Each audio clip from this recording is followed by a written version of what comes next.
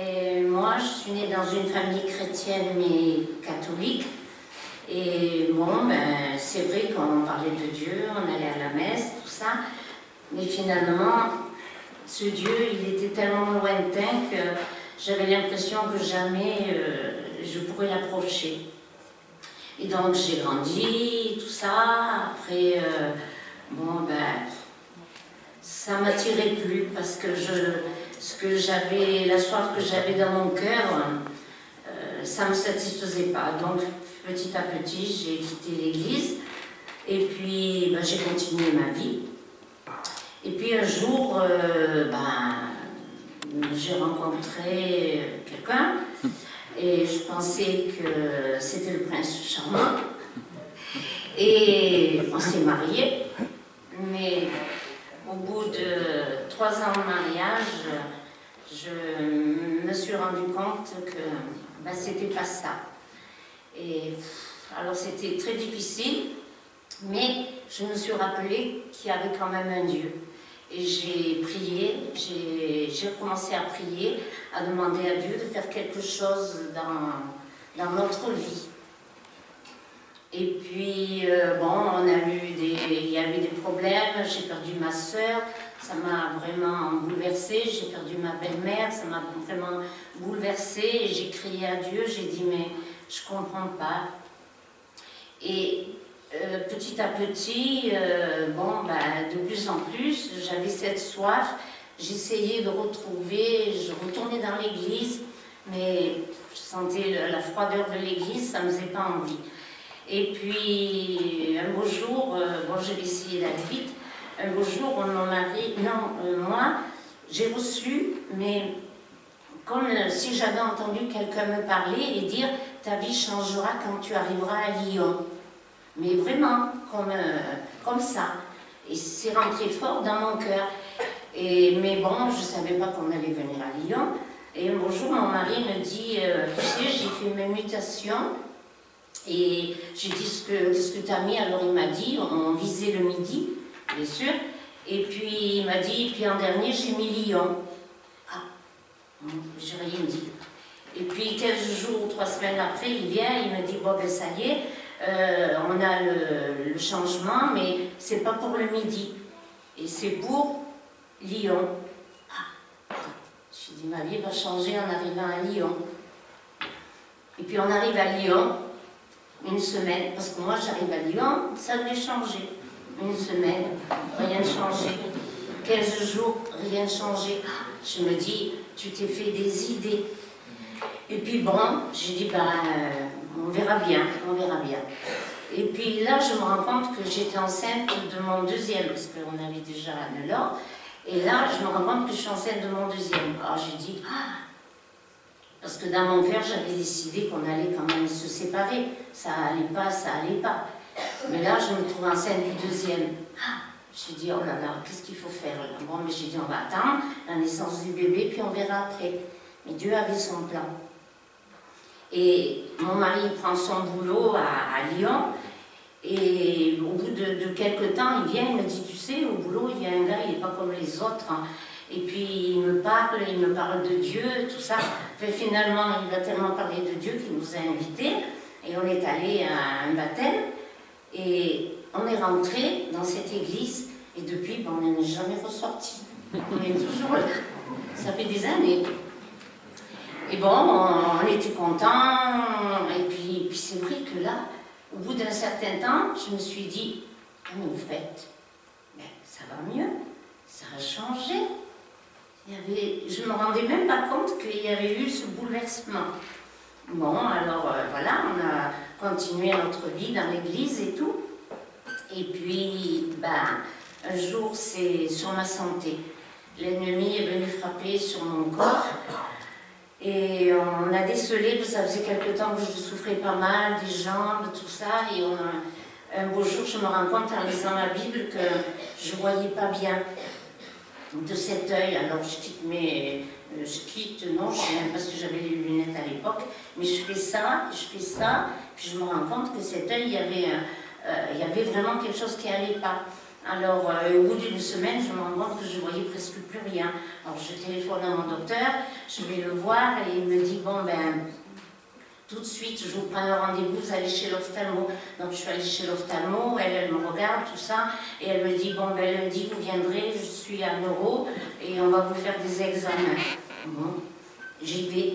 Et là-bas, un Neuro me fait des examens, et après les examens, le professeur, il me dit, bon, ben, il faut que vous rentriez pendant une semaine, parce qu'il faut faire des examens beaucoup plus approfondis. J'ai dit, mais moi j'ai un petit bébé, je ne peux pas le laisser. Alors il me répond, il me dit, qu'est-ce que vous voulez, que votre bébé ait une maman aveugle? Ah, j'ai dit, oula, c'est quand même...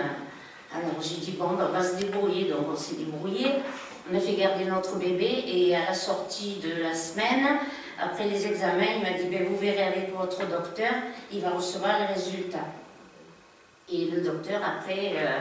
eh ben, il nous fait appeler et puis il me dit, bon ben, Madame Granès, vous avez... Ah, j'ai dit, mais je sais ce que j'ai, parce que dans la salle d'attente, pendant que j'attendais, j'ai vu un Paris-Match où il y avait une tête, un crâne, et c'était marqué la maladie la plus mystérieuse. Alors j'ai pris ce livre et j'ai commencé à le lire, et au fur et à mesure, le Seigneur me préparait, parce que c'était la douche froide. Au fur et à mesure que je le lisais, je me disais, mais c'est ce que tu as. Puis après, je me disais, non, il ne faut pas que je me dise ça. Non, non. Et puis je continue. Puis finalement, je me rends à l'évidence que c'était ce que j'avais. Et quand je suis rentrée donc dans le cabinet du docteur, il me dit, bon, ben, j'ai les résultats. J'ai dit, docteur, je sais ce que j'ai. Alors il me dit, vous savez? Je lui dis, oui, tu viens de lire là. Et c'est la sclérose en plaques. Et il me dit, oui, c'est ça. Donc je ne sais pas si tout le monde sait ce que c'est la sclérose en plaques, mais c'est qu'au bout de... il n'y a rien à faire. Et au bout de quelques années, ben, vous vous retrouvez sur un fauteuil roulant, vous êtes grabataire. Et le docteur m'a dit, ben voilà, au bout de combien d'années, on ne sait pas, mais voilà, ce sera ce qui vous attend, c'est le fauteuil roulant. Alors c'est vrai que déjà dans la salle d'attente, quand j'attendais que j'ai lu, j'ai eu l'impression que la terre s'ouvrait et qu'elle m'engouffrait. Je me disais, Seigneur, c'est pas possible, je te connais, tu vas pas permettre ça, tu sais, tu me connais, tu sais que j'ai envie de travailler pour toi, c'est pas possible, Seigneur, tu vas pas me laisser dans un fauteuil roulant. Et puis à partir de là, il y a eu des gros combats. Ça a été dur, ça a été difficile, j'ai pleuré, j'ai crié à Dieu, on a prié. Et puis à un moment donné, j'ai demandé l'onction d'huile. Et là, le pasteur, en priant et en faisant l'onction d'huile, il a prophétisé. La seule chose que je me rappelle, le reste je ne m'en souviens plus, mais c'est que dans la prophétie, c'était « Ne doute jamais de ta guérison ». Donc ça, je l'ai pris, je l'ai serré sur mon cœur et je dis, Seigneur, c'est vrai, je te connais, j'ai entendu, mais maintenant j'ai besoin de te voir à l'œuvre dans ma vie. Et là, au bout d'un certain temps, j'ai dit, Seigneur, la médecine ne peut rien pour moi, toi tu peux tout.